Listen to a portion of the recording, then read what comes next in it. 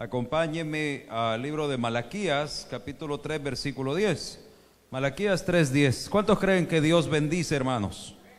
¿Cuántos creen que Dios prospera a los que confían en Él? Nadie cree. A ver, ¿cuántos creen que Dios prospera a los que confían en Él? Vamos a estudiar esta tarde de un tema que es importantísimo si usted quiere prosperar en el Señor, si usted quiere ver la mano de Dios en su vida. Gracias. Busque Malaquías 3:10. Vamos a tratar de aprovechar. Tenemos, según el espacio propio del culto, una hora. Así que si usted le pone atención, usted va a aprovechar para poder tener un año, pero precioso, de la mano de Dios.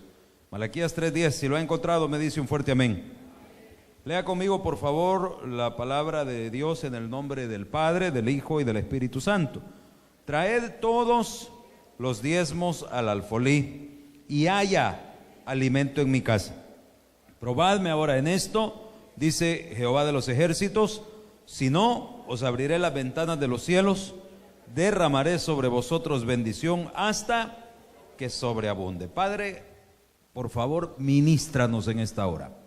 Espíritu Santo, impregna este lugar con tu presencia. Señor, no permitas que nos distraigamos. Quita toda soberbia, todo orgullo, que no deje que asimilemos tu enseñanza.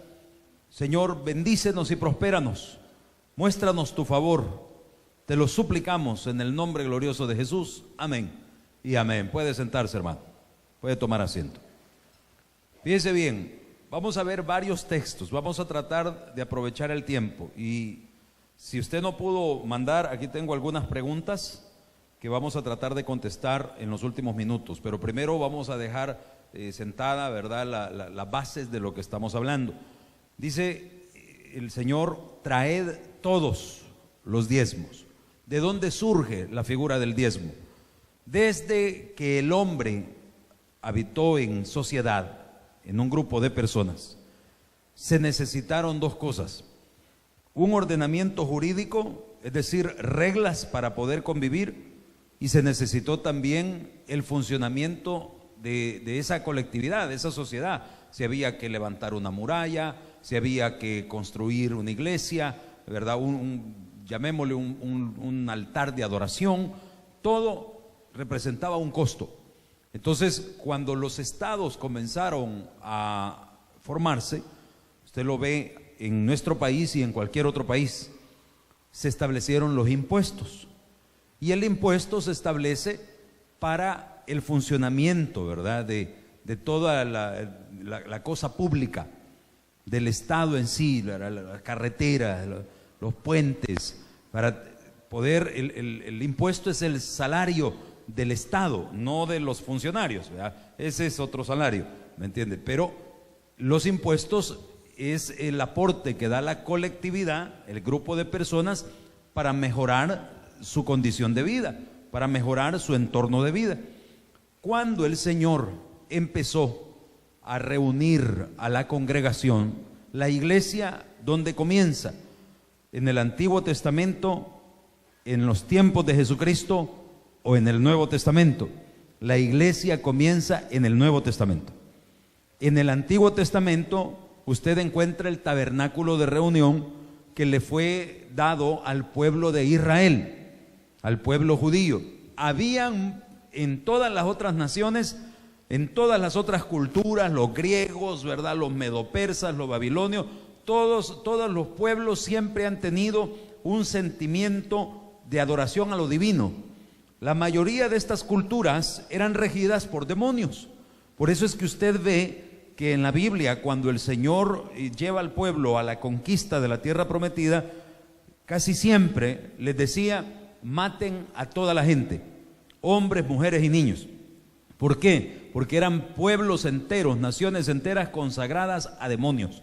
Los dioses que adoraban aquellos pueblos de la historia antigua, ¿verdad?, eran demonios. Usted ve, por ejemplo, la mitología griega, ¿verdad?, el Zeus, todos esos semidioses que existen en esta mitología. Los chinos, no hombre, cállese, los chinos tienen una cantidad de dioses tremenda. Los hindúes, todas esas culturas fíjese qué irónico, ¿verdad? Eso que constituye una riqueza cultural realmente es adoración demoníaca. Entonces, en la época antigua siempre existió eso. Y siempre todo aquel que buscaba a la deidad, a la divinidad, todo aquel que buscaba un poder sobrenatural para que lo respaldase, siempre llegaba con una ofrenda. Porque así es, a nosotros en nuestro tiempo se nos ha olvidado que cuando usted quiere un favor de alguien, no puede llegar de un solo a sablear la persona. Usted tiene que llegar con una ofrenda, con un regalo, ¿verdad? Para ser recibido agradablemente.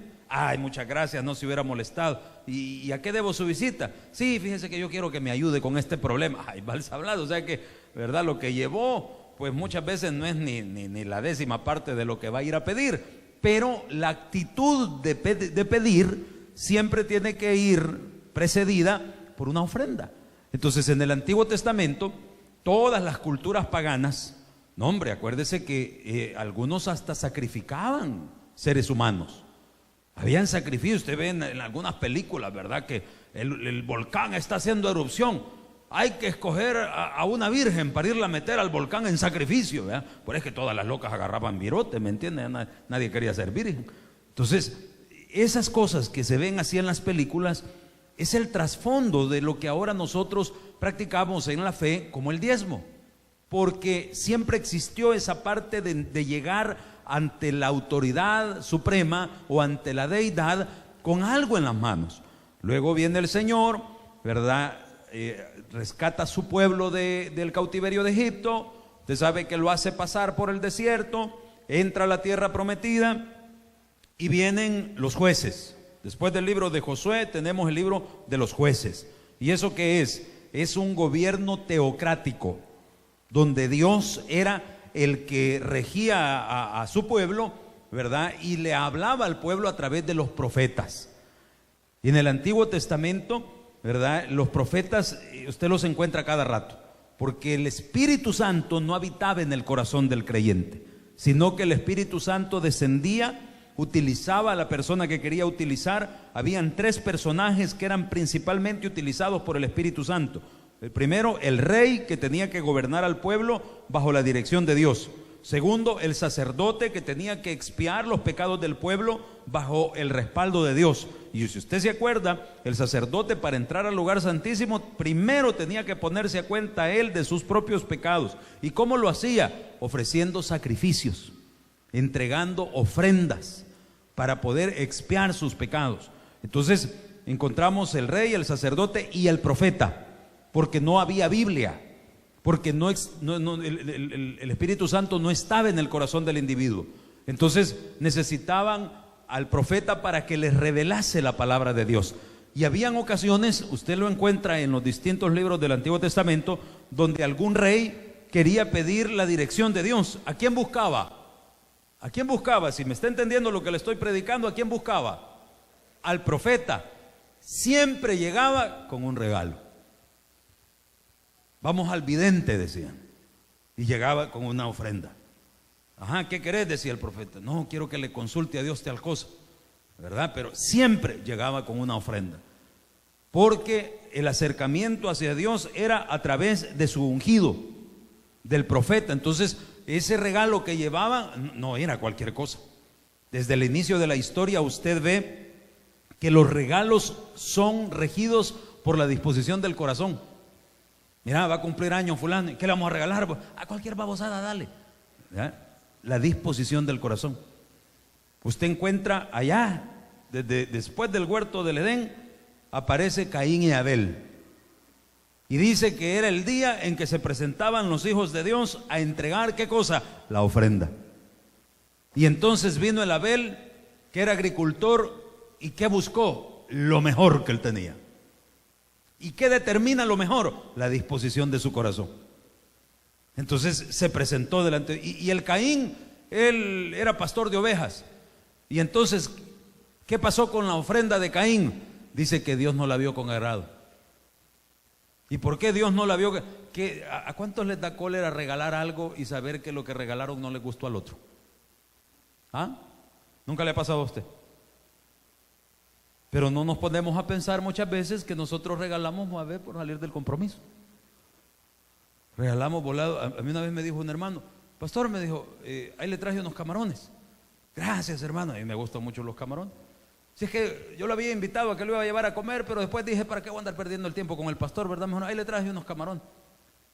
Y me dijo así, literalmente, a mis babosadas me las regalan, me dijo. Entonces yo dije, en vez de botarlas, se las llevo al pastor. Gracias, le dije. Y después le pregunté yo a la hermana cocinera, mire, me trajeron unos camarones. Sí, pastor, pero están engusanados, me dijo. Bueno, esa es la disposición del corazón del hermano. ¿Me entiende? Que pensamos que tal vez solo con decir, te traje un regalo. No, es tu corazón lo que marca el regalo. Entonces el Caín agarró, hay que ir a dejar la ofrenda al altar. Mira, tráeme aquella cabra que atropellaron, vos. Aquella que está muriendo. Sí, esa tráeme, todo se va a morir. Una vez yo tenía un negocio allá en Santa Tecla y el dueño del negocio era un árabe.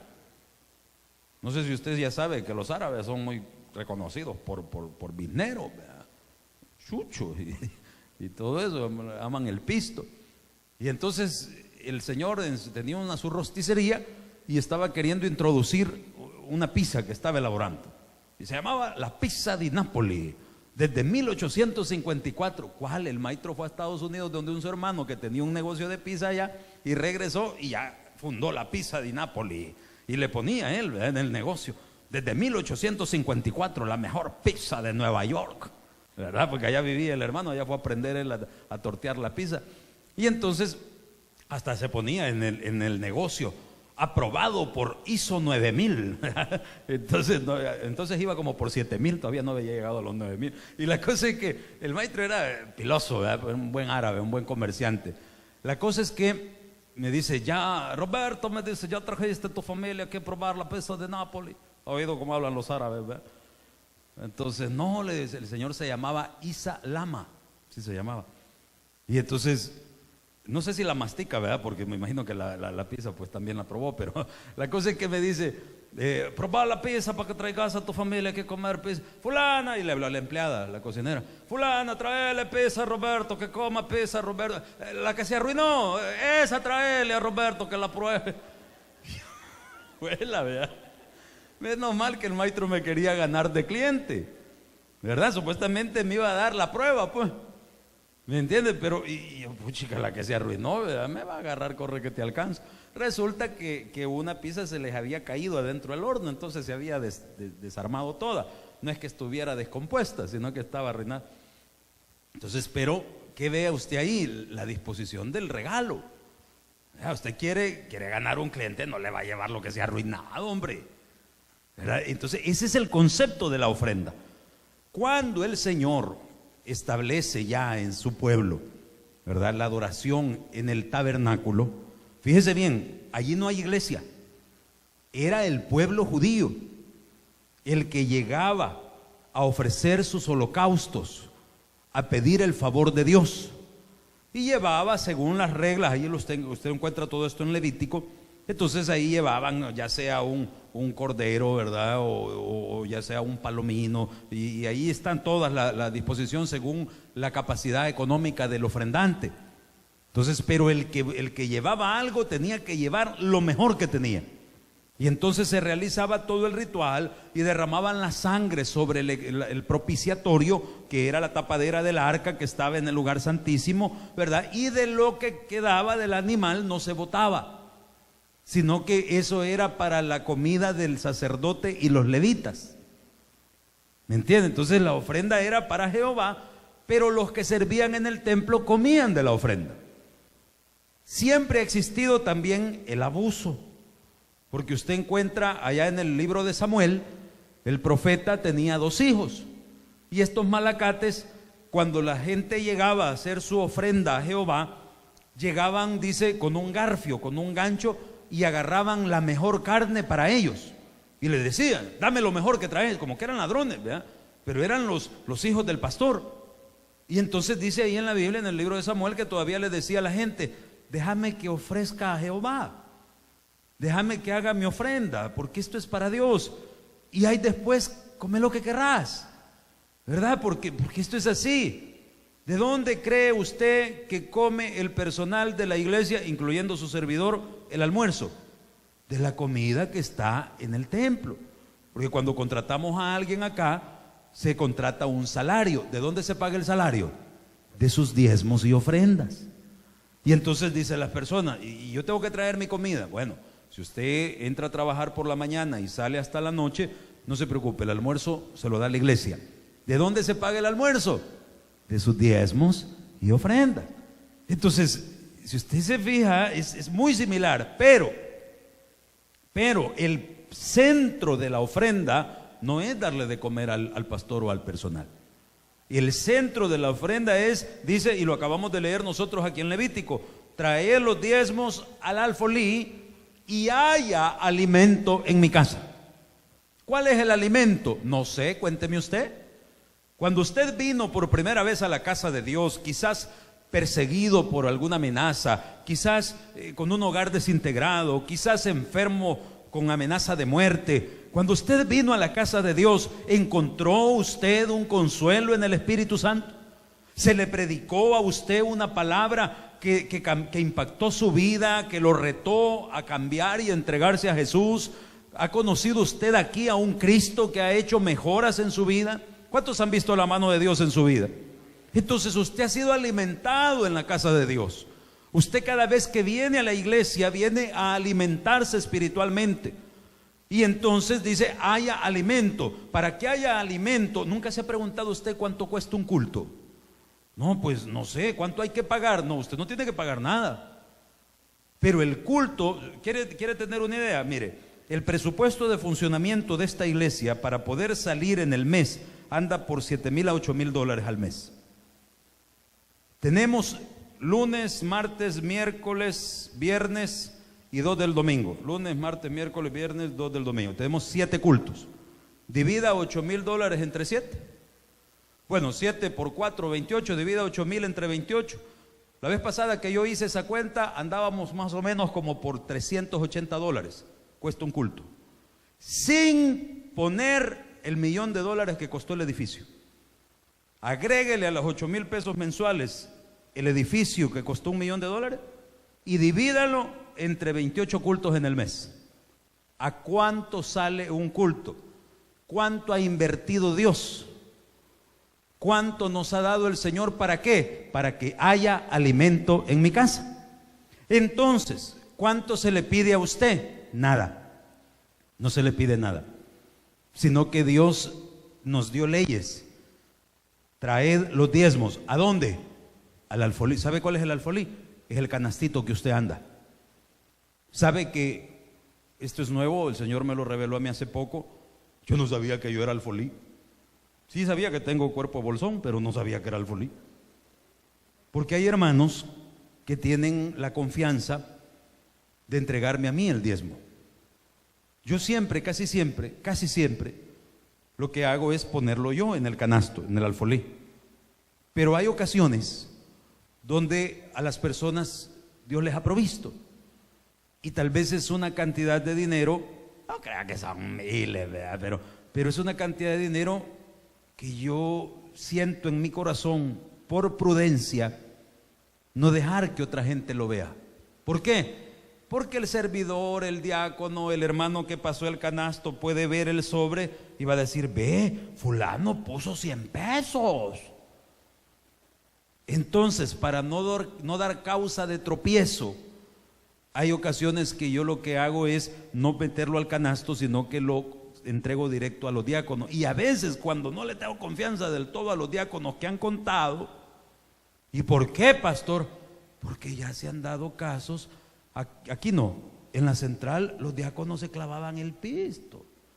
Y aquí se han dado casos de diáconos que están anotando cuánto entró. No crea que son miles, pero que tiene que llevarse los datos de la iglesia. ¿O va usted a contarle al vecino cuánto le pagaron en el trabajo? Entonces hay cositas que uno dice, seamos prudentes. ¿Por qué? Porque el hermano tuvo la confianza. ¿Qué sé yo? Vendió un terrenito, ¿verdad? Y vendió, qué sé yo, un vehículo y de pronto puso una ofrenda, puso un diezmito, algo regular. Que no crea que aquí, hermano, yo se lo digo con toda humildad y con todo el amor del Señor, no menosprecio ningún diezmo, ninguna ofrenda, pero si usted pone $500, por ejemplo, pues no los pone, no, ni la mitad, ¿verdad? $500 es lo que pagamos por un vehículo de la iglesia, $600 pagamos por la energía eléctrica. Solo de personal de iglesia estábamos sacando hoy la cuenta, $2,500. ¿Qué no dijo que eran 8? No, todo el costo de funcionamiento. O sea que, sí, pues nos bendice grandemente un hermano. ¿Sabe que las iglesias, y hay hermanos que a veces han entrado a mi oficina, porque el diezmo usted lo pone en el canasto, el alfolí, se van los diáconos, contabilizan, arman la remesa. Si es que hay remesa, ¿verdad? Porque todo el mundo, ¿verdad? Mira, yo quiero 20 pesos, mira que el personal, o que hay que echarle combustible. A veces no salimos y pregúntele a los diáconos. Sacaron los gastos, no alcanzó, pastor, ¿verdad? Bueno, y entonces, ¿qué hacemos? Espérense. A los empleados de la iglesia les ha dicho, si fecha de pago cayó miércoles o jueves y no alcanzó, se van a esperar hasta el domingo, señor. ¿Y por qué el domingo? Porque el domingo vienen más los hermanos, ¿verdad? No crea que el domingo entra el platal. No, domingo venimos más, ¿verdad? Entonces entre más ya hacemos la cabuda, ¿me entiendes? Entonces va a esperar hasta el domingo. Hasta aquí, hasta el día de hoy, gracias a mi Cristo, nunca hemos dejado de pagarle a nadie. Es más, yo siempre he sido de la política. La Biblia dice, el obrero es digno de su salario. Y el personal de esta iglesia es excelente. Es excelente. Y no crea que les estoy echando flores, porque yo les digo sus cosas rapidito, sin qué ni para qué. Pero la gente que trabaja aquí es excelente. Y tuvimos una capacitación, tal vez si usted ve las fotos del Facebook de la iglesia, ahí va a ver las fotos. Una capacitación para inyectarles lo que es servicio a la congregación. A veces tenemos conceptos que no son los adecuados, ¿verdad? Porque veíamos nosotros la diferencia entre calidad y excelencia. Cuando usted es una persona que presta un servicio, si usted suple las necesidades de su cliente, usted es una persona de calidad. Y muchos nos conformamos con ser de calidad, pero en la iglesia no somos de calidad, aquí somos excelentes. ¿Y cuál es la diferencia? Que nosotros damos más de lo que se espera de nosotros. Si usted es cristiano, usted tiene que abrazar la excelencia. Jovencito, usted está en la universidad, no lea el folleto que le dejó el maestro, busque otros 2 libros por lo menos. ¿Por qué? Porque usted da más de lo que le pidieron. Por eso cuando usted sale bien y recibe su galardón, esa es la recompensa a su excelencia. Cuando en la empresa hayan aumentos, hay beneficios, no buscan al mediocre, buscan al excelente. Entonces eso tiene que estar bien clavado en el corazón. Entonces yo les decía a ustedes, ¿verdad? Vienen los diáconos, contabilizan, hacen la remesa, si es que hay remesa. A veces hasta da cosa ir al banco para ir a guardar 15 pesos, ¿verdad? Y entonces, pero bueno, no es pisto mío, es pisto del Señor. Y entonces me pasan a mí los sobres. ¿Para qué? Para orar por usted. Para orar por usted. Y hay algunos que se la llevan de humildes. No, yo no le voy a poner el nombre. No me va a dejar orar por usted. Ore, permítame orar por usted. No, eso no es humildad necesariamente, es parte del orden, porque otra cosa para la que sirve el sobre es para llevar un estadístico. Yo como pastor llevo un estadístico promedio, porque ¿qué garantía tengo yo de que usted va a diezmar el otro mes? Mas, sin embargo, agarramos un microbús con una cuota de $500 por 37 letras para adelante. El hermano José Cabezas, que Dios lo bendiga, no confió en usted, confió en mí. Porque usted puede decir, no, pastor, no se atribuye a la gloria de Dios, confió en Dios. Vaya a decirle usted que le preste el pisto que dio del microbús. Dios en su infinita misericordia me da gracia a mí y usted ha confiado en mí como administrador de esta iglesia. Porque si usted viera que el pastor anda mujereando, que el pastor anda chupando, que el pastor anda despilfarrando, que la iglesia se está cayendo, usted seguiría confiando en Dios, pero no confiaría en mí. ¿Está conmigo? Entonces yo le estoy llevando los 2 elementos. Oh, pastor, es que por allá yo sé que hay pastores que han hecho esto. Sí, Señor. Yo por el otro no le puedo hablar. Yo le estoy hablando de lo que yo aprendí Y eso es lo que estoy tratando de enseñarle a usted. Una vez me dijo a mí, cuando yo daba clases en la iglesia central, me dijo una alumna, una señora, pastor, me dijo, ¿y es cierto que los pastores no diezman? Mire, le digo, ¿cómo me lo pregunta? De que si la Biblia eso manda. Sí, me dijo, ¿es cierto que la Biblia manda que los pastores no diezmen? No, eso es mentira. A mí mi pastor me enseñó que el pastor es el principal diezmador. ¿Por qué? Le digo yo. Es que yo me congrego en la iglesia tal. Ella era feligrés de un pastor que predicaba en la central a las 7 de la mañana. Era de un pastor de la mesa pastoral central. Pero él les enseñaba a la gente de que la congregación diezmaba. Él no. Que él era levita y que su trabajo era comerse la carne del sacrificio. Mire, le digo yo, no se preocupe, porque cuando usted da al Señor, su compromiso o su responsabilidad llega hasta el momento que usted entrega. De ahí para allá, si el pastor se lo clavó, si el pastor lo votó, usted no deja de recibir su recompensa. Porque usted no se lo dio al pastor, usted se lo dio al pastor en confianza, pero va destinado a la obra ¿de quién? A la obra de Dios. Entonces, no tenga temor de dar.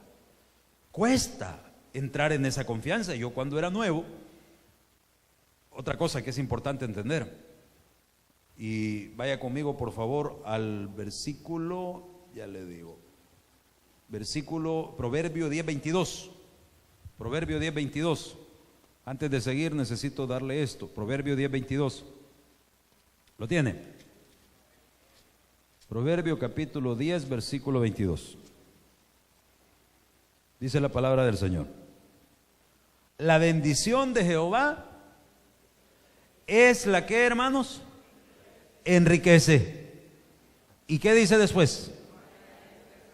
Y no añade tristeza con ella. Todo lo que traiga angustia a tu vida no es de Dios. Y si tu negocio y si tu trabajo te remunera bonito, pero no tenés vida, eso no es de Dios. No es de Dios. Yo he conocido muchas personas que dicen, pastor, mire, a mí me va bien, yo gano bien, pero mire, yo vivo, la aflicción, y que ya me van ¿cómo se llama? Operar del corazón, que padezco de los riñones. Ay, no, hermano, o sea, no es prosperidad. Yo la vez pasada estaba queriendo enseñarle a un amigo que estaba empezando a estudiar para pastor, y el hermano pues le va bien en su negocio. Entonces usted sabe que el amor al dinero es el principio ¿de cuánto? De todos los males. Entonces él siempre hacía la broma, ¿verdad? Que a mí me dicen pastor, que a mí me dicen pastor. Ay, hermano, ¿cómo sabe usted si Dios lo ha llamado al ministerio? Usted andar hablando. Si yo fuera pastor, si yo predicara, si yo estuviera sirviendo, eso significa que Dios ya lo llamó. Si usted preguntó, mire, ¿y cuándo empiezan las clases de teología? Vaya a meterse, porque Dios ya lo llamó. ¿Por qué, pastor? Porque al que Dios no ha llamado, ni se le cruza por la cabeza, ni se le pasa por la mente, ¿verdad? A mí cuando el Señor me llamó al pastorado, no, hombre, hermanos, yo nunca quise ser pastor. Nunca quise ser pastor. Pero cuando yo empecé en esto y empecé a ver que solo la mano de Dios prosperaba, a mí siempre me llamó la atención la prosperidad. Mi madre fue una mujer siempre muy trabajadora. A mí en mi juventud yo le mentiría si le digo, hermano, yo vengo de andar descalzo, yo vengo de donde asusta. No, hermano, a mí por misericordia de Dios y el apoyo de mi madre nunca me hizo falta nada. Es más, yo fui un hijo malcriado. Yo trabajé para las Naciones Unidas en un proyecto que hubo aquí hace muchos años. Tenía 18 años, estudiaba en la universidad y yo ganaba en aquel entonces 10,000 colones. ¿Sabe usted que jamás pagué pero ni un recibo del agua de la casa? Y le digo recibo del agua porque es el más barato. Nunca pagué un recibo. ¿Por qué? Mi mami nunca me lo puso. Y sabe una cosa, en 3 semanas yo ya le había dado vuelta los 10,000 pesos. ¿Y sabe a quién le pedía yo? Para la última semana, a mi mami. ¿Y sabe qué hacía mi mami? Gran error, me daba. Ay, no, mi muchachito, ¿verdad? Nadie me lo va a ver mal, nadie me lo va a chicar. Tome, mi muchachito. Y yo me limpiaba las lágrimas con un billete. ¿Entiendes? No fuimos gente adinerada, gente rica. Pero ella, en su concepto, no éramos cristianos, ¿verdad? En su concepto equivocado de amor, me lo quiso dar todo. Entonces yo empecé a enredar mi vida y vine a los pies de Cristo ya complicado. No fui a la cárcel, no anduve en cosas ilícitas, pero me sentía frustrado. Era un vicioso. Fíjese que a mí no me dejaban pero ni salir a jugar a la cuadra de la casa. En toda mi infancia y mi juventud me tuvieron siempre bien encerrado. Cuando salí de bachiller, no sé quién aconsejó a mi mamita, pero me abrió la puerta. Y usted ha visto esos chuchitos que nunca salen de la casa, nomás le abre la puerta, solo a que lo aviente un carro salen, ¿verdad? ¿Por qué? Porque no están acostumbrados a andar en la calle. Entonces yo salí y me desboqué. Y usted me pregunta, pastor, ¿y usted conoció vicios? Sí, señor, yo llegué a un nivel de alcoholismo que si no hubiese conocido al Señor estuviera muerto. ¿Por qué? Porque como yo caí en la trampa de andar en las mejores discotecas, en hoteles, de viajar, de llevármela de Finucci, entonces usted sabe que Bolo es el bajero que está allá en la cantina, ¿verdad? Uno no, usted está en el hotel tomando, ese es trago social, ¿me entiende? Eso no es malo, hasta estilo agarra usted con el dedito aquí echándose el tape. Y a mí me pasa, hasta el día de hoy, yo el 24 ando con mi vasito de gaseosa ahora, ¿verdad? ¿Me entiende? La maña queda.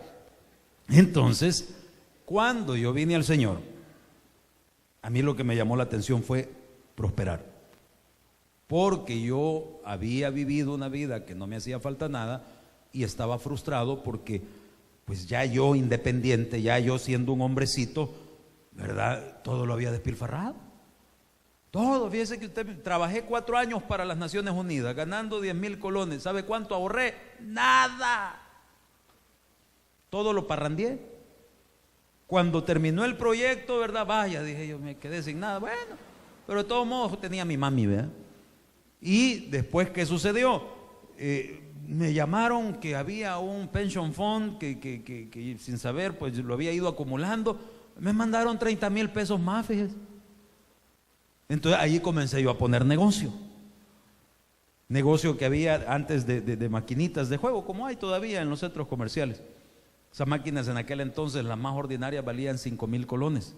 Entonces yo comencé, compré 5, después tuve 10 a la par, iba estudiando en la universidad. Estoy hablando todavía inconverso. Después tuve 10, después 20, después 30. Llegué a 32 máquinas. Tenía 3 establecimientos, cada local de esos me daba 1,000 colones diarios. Pregúnteme qué hice. Parrandié, chupé, mujerié, todo lo que usted quiera. Entonces yo le puedo decir, jovencito, estás destruyendo tu vida. No es el dinero. Entonces cuando yo vine al Señor, bueno, ya todo esto sí ya había llegado a un alcoholismo, ¿verdad? Entonces cuando yo ya vine a la iglesia, yo llegaba, y esto pongan atención madres de familia, ¿verdad? O padres que aman a sus hijos. Yo llegaba en la mañana, para mí regresar de la fiesta a la 1, 2 de la madrugada, yo sentía que estaba desperdiciando mi juventud. A mí me gustaba regresar ya con la luz del sol. Yo siempre, para mí ver que ya empezaban a salir gente a correr, vámonos ya, les decía a los otros, ya hay que ir a descansar, ¿me entienden? Entonces así regresaba yo. Y me iba a acostar y mi mamá ponía las predicaciones. Y yo decía, esta señora que no puede poner es a su pip. Entonces la palabra fue impactando, porque el estilo, usted conoce el estilo de nuestro pastor, usted conoce el estilo que se trata de predicar acá, un estilo de prosperidad, hombre. ¿Vos crees que yo siempre hago la broma de aquella canción, ¿verdad? Tú te la llevas de muy machito, el machito no tiene nada. ¿Por qué? Porque aquí a veces nos la llevamos de orgullosos y trompudos y unos grandes acabados. ¿Cuál es el orgullo, pues? ¿Cuál es el orgullo? Y la Biblia dice, hay muchos dice que creen que son ricos, unos grandes acabados. Hay gente que vive para trabajar y el trabajo lo hizo Dios como castigo. Claro, no digo que no va a trabajar, pero usted trabaja para vivir. Entonces entendí que en el Señor había que reevaluar los conceptos.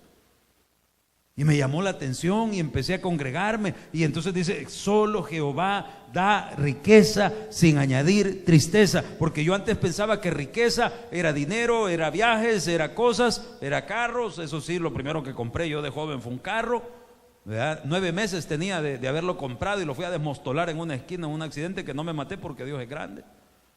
Dios tenía un propósito conmigo. Entonces, esa no es riqueza.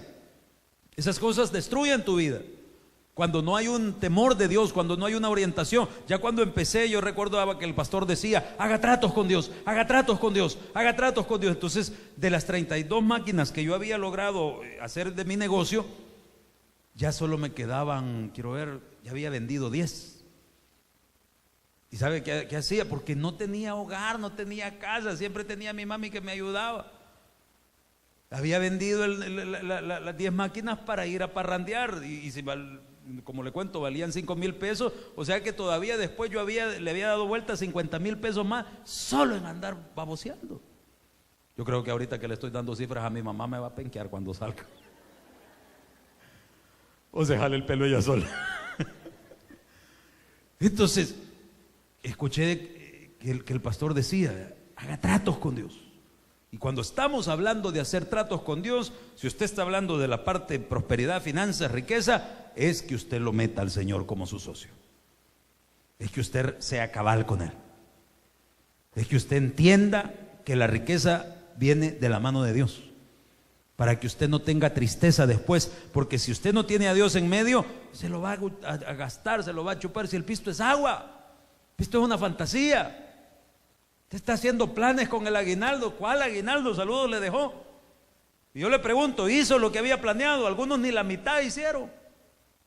¿Me entiende? Entonces, ¿por qué? Porque es la mano de Dios la que prospera. Entonces vine yo y le dije, Señor, mira, hagamos un trato.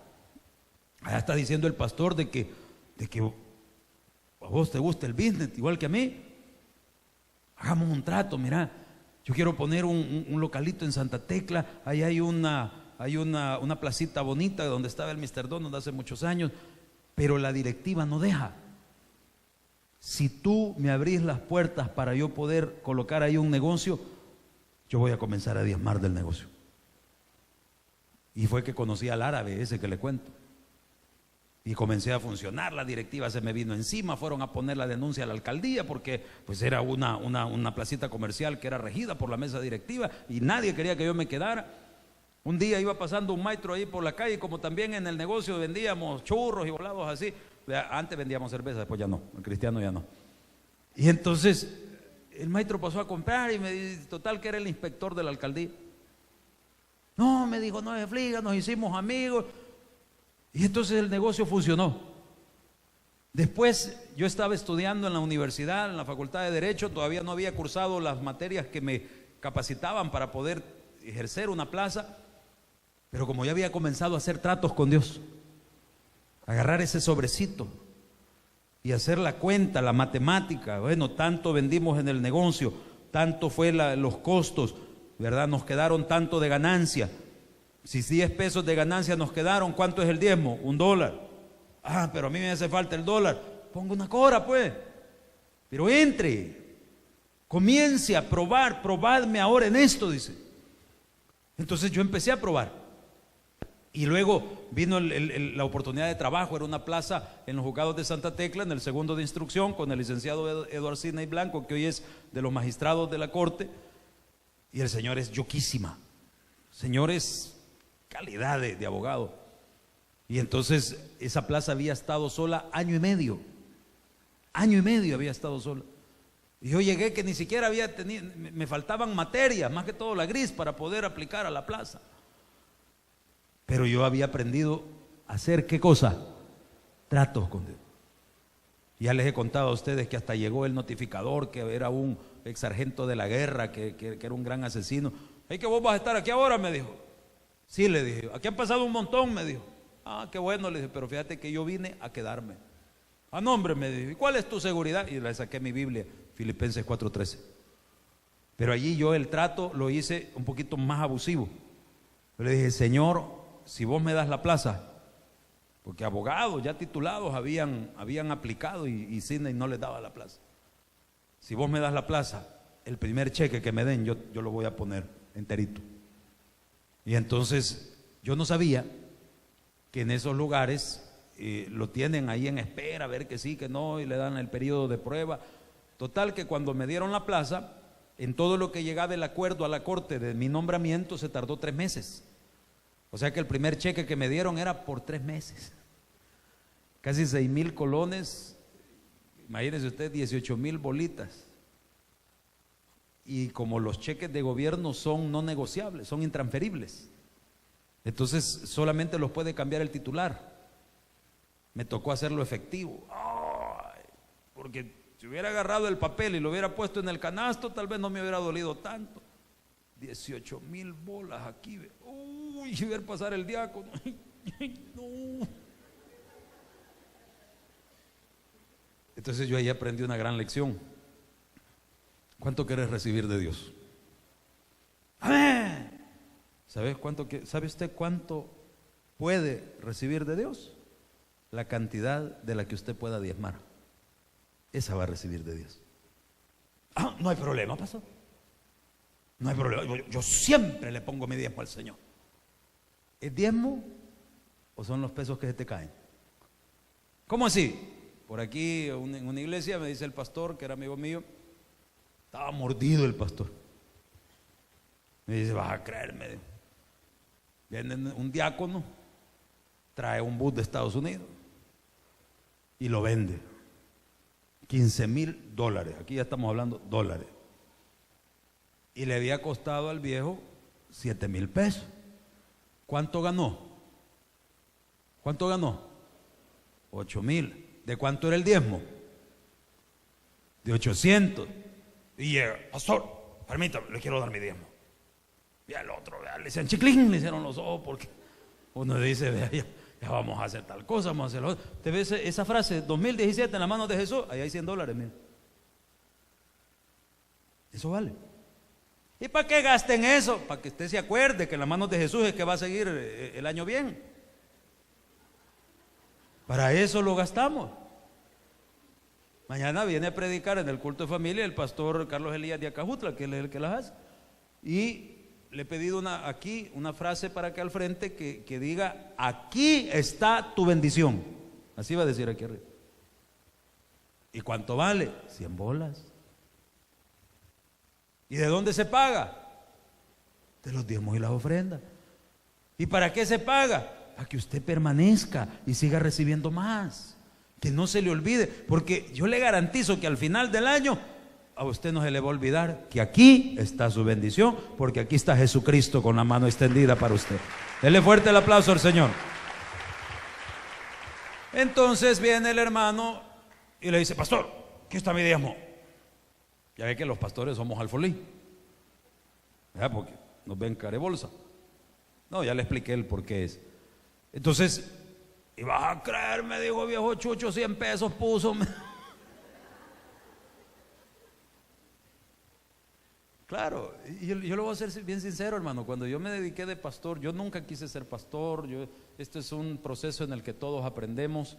Cuando yo en el 2006 renuncié a todo y me vine aquí para decir, Señor, heme aquí, ¿verdad? No sé qué vas a hacer. Yo se lo recordaba ayer a los líderes de ministerio. Yo les decía, porque Dios me permitió que hiciéramos una capacitación de líderes en el Hotel Quality. ¿Para qué? Para desempolvarles la mente, para hacerles ver que Dios tiene cosas grandes. Y le digo, yo siempre quise hacerlo aquí. Y gracias a Dios ahora se ha podido. Y quiero que entiendan algo. Hay muchos pastorcitos que alucinan con cosas grandes. Alucinan con andar en hoteles. Y lo que hacen es exprimir a la gente. Y les va mal. Y la gente se va dolida. Y las congregaciones se quiebran. ¿Sabe por qué es eso? Porque no han entendido el diseño de Dios. Yo estuve a punto de hacer eso. Yo en el 2006, los que están o alguna vez pasaron se acordarán, era una galerita. Cuando yo me vine en el 2006 de lleno acá como pastor, esto era tierra. El predio estaba rodeado de un cerco. De hecho, nosotros hicimos el cerco, porque antes había unos pedazos de muro, ¿verdad?, que a lo mejor los botamos antes de que nos cayeran encima. Y me vine a dormir al suelo. La galerita no tenía ni ventanas ni puertas. Yo le dije: Señor, ¿y yo cómo voy a hacer para sacarle el pisto a la gente para pagar esto, para ponerle la ventana? Y el Señor me habló clarito y me dijo: no tenés que sacarle nada a nadie. Enseñales a recibir, fue lo que Dios me dijo. Enseñales a recibir. No sé, una cosa le puedo garantizar: yo perfecto no soy, pero en mi corazón yo le puedo decir delante de Dios, mi propósito siempre ha sido darle a usted una enseñanza. Una enseñanza. Si usted siente que el pastor mucho friega, que no sé qué, bueno, ahí hable con él. Pero yo le estoy dando una enseñanza que la he vivido desde el principio. Y Dios nos ha bendecido, hermano. No crea que este edificio estaban así regalando edificios. Algo hubo en mi corazón que Dios me bendijo permitiendo un proyecto acá. Ah, o sea que fue usted. Una vez me dijo un hermano: yo creí que Dios bendecía a las congregaciones. Dios se entiende con el ángel de la iglesia. La gloria sea para mi Señor. Vive mi Cristo, que no estoy pretendiendo elevarme ante usted. Pero ¿por qué le digo que no es a la congregación de forma inmediata? Porque la congregación hoy es y mañana no es. Porque los hermanos a veces se les olvida quién es el que los tiene bonitos y se van. Los diáconos se van, los líderes cambian, los pastores auxiliares se van. Solo al que Dios tiene torcido es el único que permanece. Y otros casos de otras iglesias donde los pastores no quieren pagar el precio y ya se van también. Entonces, ¿qué le estoy diciendo? ¿Cuántos queremos que Dios nos prospere? No se vaya y aprenda a hacer tratos. Nosotros no le damos nada a Dios. Por favor, iglesia hermosa, usted no le está dando nada a Dios, porque hasta el aire que respira se lo ha dado el Señor, hombre. Mire lo que dice Primera de Crónicas 29:14, vaya conmigo. Primero de Crónicas, todo en el Antiguo Testamento es libro y todo en el Nuevo Testamento es carta. De Crónicas está después de Reyes. Primero de Reyes, segundo de Reyes, primer libro de Crónicas. ¿Lo tiene? Capítulo 29, versículo 14. Primero de Crónicas 29:14. ¿Lo tenemos? Primero de Crónicas 29:14. A ver, ¿cuántos lo tienen, amados? A ver, búsquelo. Ayúdemele a su vecino, por favor. Primero de Crónicas 29:14. A ver, leamos. Porque ¿quién soy yo y quién es mi pueblo para que pudiésemos ofrecer voluntariamente cosas semejantes? Pues todo es tuyo. Y mire lo que dice después: de lo recibido de tu mano es que te damos. De lo recibido de tu mano es que te damos. ¿Qué pasa cuando yo quiero comenzar a diezmar? Probablemente esa semana usted va a tener un socón. Probablemente el negocio esa semana va a bajar. ¿Por qué? Porque Dios está probando si usted está decidido. Dios está probando si usted está decidido. Probablemente va a haber un accidente. Te reprenda, declara en el nombre de Jesús que no. Pero yo le estoy advirtiendo cosas que yo viví cuando uno entra en esto. A veces usted dice, ¿verdad? Oh, Señor, ya comencé. Y esa semana le fue mal. Y usted dice, pues no, entonces no quería vos que yo diezmara. Y dice Dios, yo pierdo con que vos dejes de diezmar. Yo pierdo.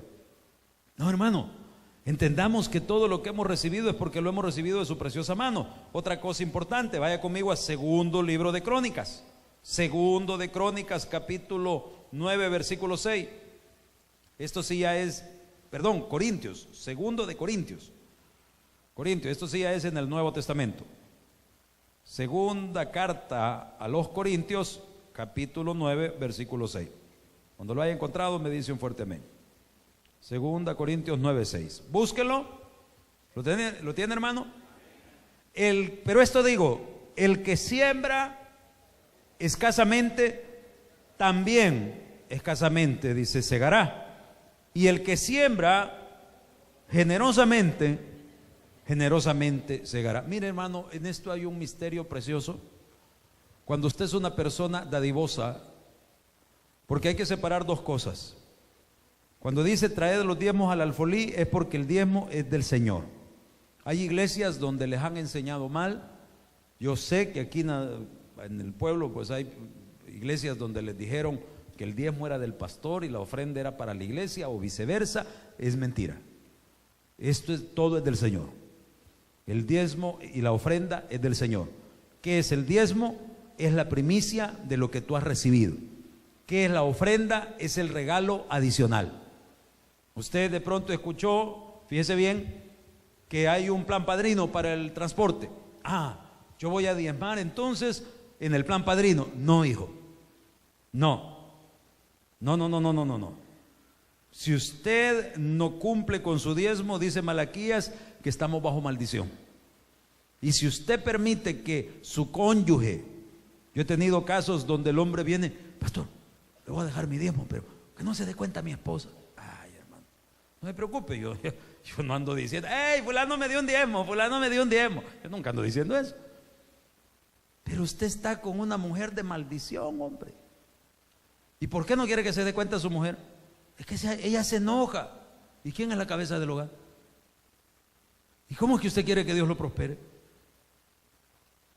Yo siempre he dicho, ¿verdad? Cuando usted tiene una mujer, la mujer depende de usted, y de ribete tiene hijos que dependen de usted, usted no diezma, porque al hablar de diezmo estamos hablando de décima parte.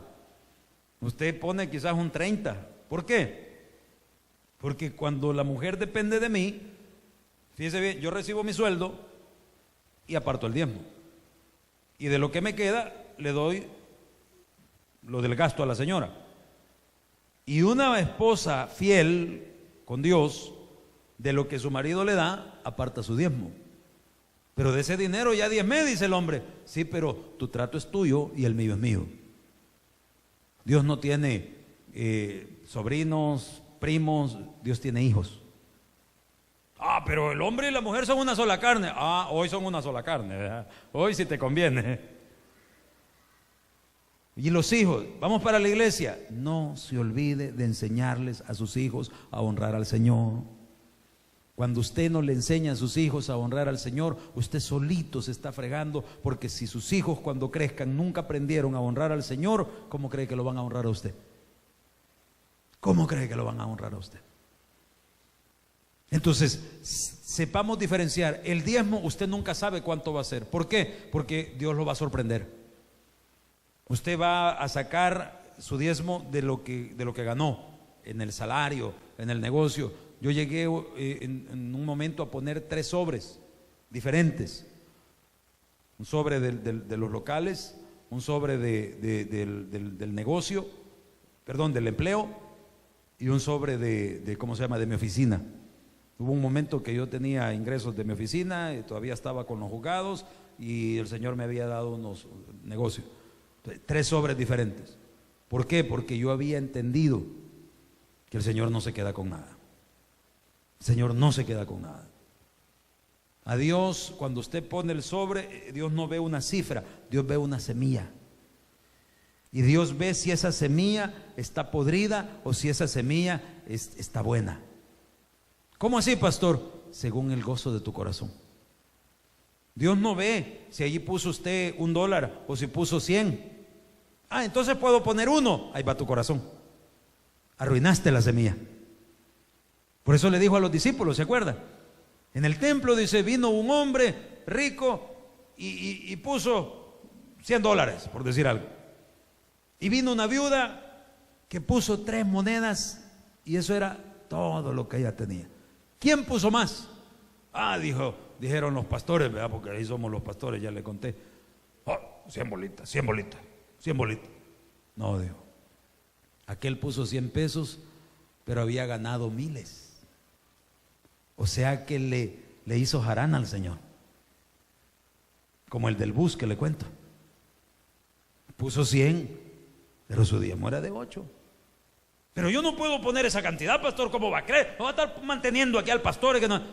¿Se acuerda que le dije? ¿Cuánto quieres prosperar? Mucho. Pero tu prosperidad dependerá de cuánto tú puedes diezmar. Muchos podemos prosperar de a 10 pesos, porque somos capaces de poner el dólar. Tal vez somos capaces de recibir 100, porque podríamos poner 10. Quizá pueda recibir 1000, porque se atreva a poner 100. Pero hay otros que de ahí para arriba ya no. Vendí una propiedad, vendí $30,000. Sí, pastor, pero esa no me la han regalado. Yo esa me la dejó mi papá. ¿Y tu papá se la robó? Y si no fue su papá el que se lo robó y no que la hizo con buen trabajo, en aquel entonces valía 20 pesos la tontera. Y venimos nosotros y decimos, no, eso no, ahí no toca diezmo. ¿Dónde toca diezmo y dónde no toca diezmo? ¿Dónde, pastor? No se lo digo yo. La Biblia dice, cada primer día de la semana, cada uno de vosotros aparte algo según ha prosperado. Es decir, según lo que ha recibido. Usted ha recibido algo, de ahí tiene que diezmar. Un día vino un amigo, se murió su esposa en el terremoto del 2001. Le cayó el paredón encima y se murió su bebé de 6 meses. Y resulta que en su trabajo estaba asegurado él como bloque familiar y le dieron dinero del seguro de vida de la mujer y del niño. ¿Debo diezmar de eso? Tu corazón, amado. Allá tu corazón. Porque cuánta gente se muere y no le dan nada. Sí fue una ganancia, si lo vemos en cuanto al ingreso. Pero perdí mi ser querido. ¿Cuántos aquí ya estamos pagados, hermano? ¿Cuántos aquí entendemos que la vida es de Dios? Él es la vida. Un día, y estas son 2 ilustraciones que no se las puedo dejar de contar. Una hermanita, andábamos nosotros evangelizando aquí, por este lado, y una señora, ella padecía de tuberculosis y había tenido una crisis. Y cuando yo no sabía que ahí vivía, cuando íbamos ganando almas, ahí me la encontré. Y me dice, pastor, yo no he estado llegando porque estaba bien malita. Ay, hermana, mire, me hubiera mandado avisar, por lo menos le hubiéramos mandado víveres, algo de comer. Ya me siento bien. Bueno, vamos, oramos, ¿verdad? Y la esperamos, y si usted quiere, pues avísenos, la mandamos a traer.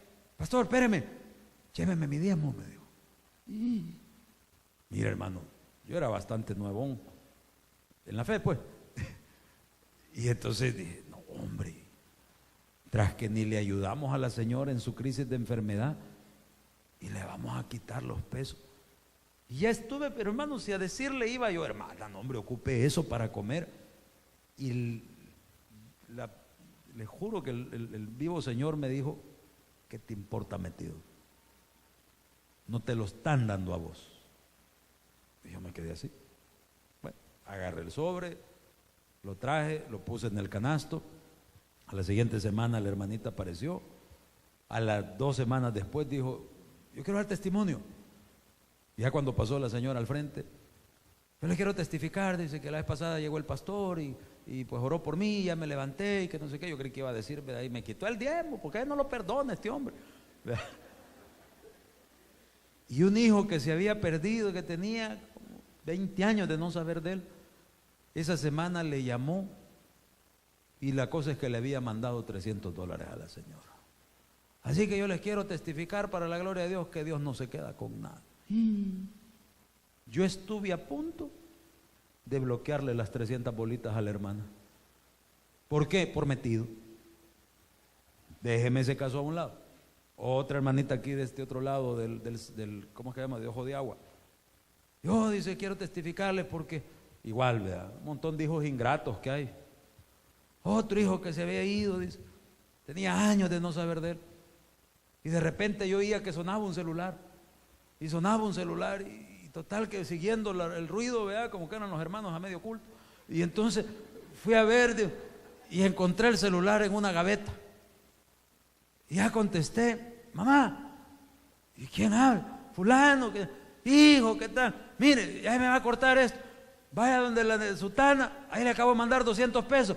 Vaya, hijo, ¿cómo no? Ya bien contenta la señora. Yo les quiero testificar que el Señor me proveyó, pero no solo es lo del pisto. Después me fijé yo que el celular estaba descargado y no tenía chip, dijo. No, pastor, yo no sé, hermano. Yo ahí no me meto. Y le estoy hablando, se lo digo esto no de forma despectiva, sino con mucho cariño y respeto. Viejitas que vienen con un gran amor, agarran su sobrecito y ponen su pesito, sus 2 pesitos y ya lo echan. Dios no se queda con nada, hermano. Otro extremo, había una niña, hoy ya está grande. Siempre fue la primer niña que yo vi, le estoy hablando de 5 o 6 años, y agarraba el sobre y le echaba 1 centavo, 2 centavos, 3 centavos y ponía su diezmito la niña, que tal vez le habían regalado una cora o 30 centavos y ella apartaba su diezmito. Y hasta no faltó el diácono metido que me dijo, pastor, debería de hablar con esta gente, más caro el sobre. ¿Qué le importa? Le digo yo. Ay, deje. Y entonces la niña siempre ponía su sobrecito con su diezmito y le ponía mi diezmo para el Señor. Y entonces viene y de ella, ¿de dónde va a recibir? Sino de los papás, vea. De los papás. O sea que lo que los papás le den. Quizás allá cuando crezca Dios le va a remunerar, decía yo, pero me llamaba la atención ver cómo se iban a cumplir las promesas en esa criaturita. Y la cosa es que la niña estaba en el proyecto del CDI y de repente viene, cuando se acuerda del huracán, del Ida, que aquí que se salió el Giboa, y eso que lo agarramos de venida, no cuando iba, ¿verdad? Entonces, pero el huracán Ida, y se sale la cosa y preguntan de compasión. Sabemos que hay una niña ahí que vive cerca. ¿Cuál cerca? Y la niña vivía aquí de este otro lado de Miraflores. Sí, le dijimos nosotros. Ahí van $800 para que les ayuden a levantar la champita. No nos los dan a nosotros, se los dan directamente a ellos. Y entonces los papás estaban queriendo poner la mecha de agua, que había que pagar no sé cuánto, como 300 del derecho, y había que gastar en la tubería. Mira, hermano, y ahí me dice el Señor, ¿te das cuenta? Para yo bendecir a uno de mis hijos fieles, no necesito de intermediarios. Allí fue al revés. La familia fue bendecida gracias a la fe de la criatura, porque los que tienen un corazón como el de un niño verán maravillas del Señor, hermano. Dele fuerte el aplauso al Señor.